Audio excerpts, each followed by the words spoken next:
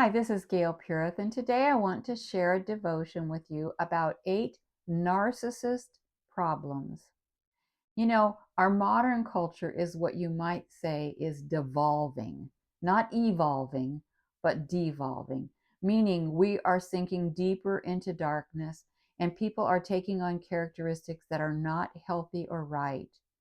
And some of these characteristics could be labeled narcissistic, which simply means very self-centered and only thinking of ourselves instead of others.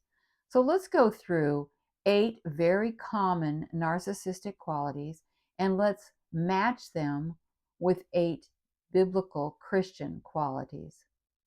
The first one is the narcissist refuses criticism or correction. Proverbs 15:31, though, tells us that the Christian listens and heeds constructive criticism. Are you listening to and heeding constructive criticism? Secondly, the narcissist uses people.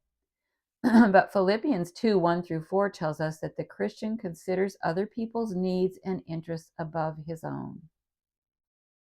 How about you? Are you considering the needs and the interests of others, family members, friends, neighbors?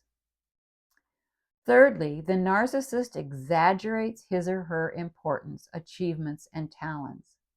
But the Christian, according to Romans 12:3, is realistic about his view of self.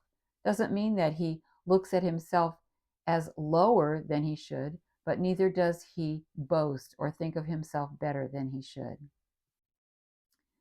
4, the narcissist expects special consideration.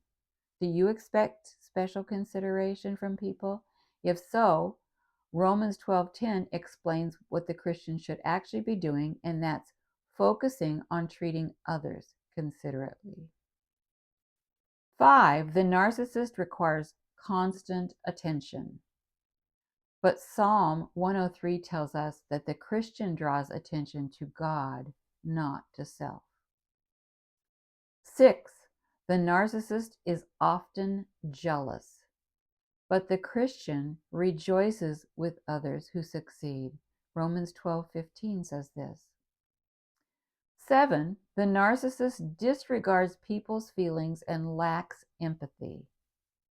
The Christian, however, treats others as he wants to be treated, according to Matthew 7:12.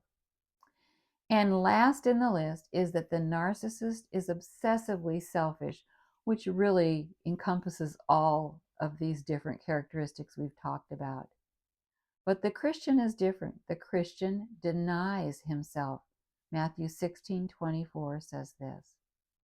So it's good from time to time to examine ourselves, to examine our behavior and our attitudes, and make sure that we are taking on Christian qualities, not narcissistic qualities.